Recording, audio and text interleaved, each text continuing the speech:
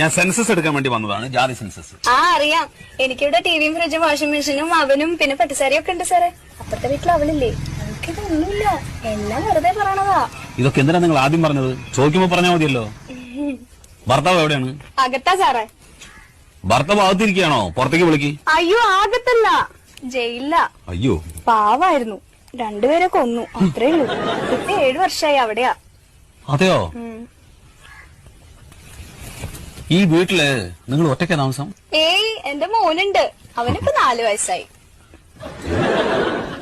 ഭർത്താവ് 7 വർഷമായിട്ട് ജയിലിലാ പറഞ്ഞു, കുട്ടിക്ക് 4 വയസ്സ്. അതെങ്ങനെ സംഭവിച്ചു? അതാളെ ഇടയ്ക്കിടയ്ക്ക് കരോളിന് വരുവേ. കരോളോ? ഈ ജയിലിൽ നിന്ന് ഇടയ്ക്കിടയ്ക്ക് വിടില്ലേ പുറത്തേക്ക്, കരോള്. പരോള്? ആ ചില സ്ഥലത്ത് അങ്ങനെയും പറയും. ശരി, പേര്? വത്സല. ഞാൻ സെൻസസ് എടുക്കാൻ വേണ്ടി വന്നതാണ്, ജാതി സെൻസസ്.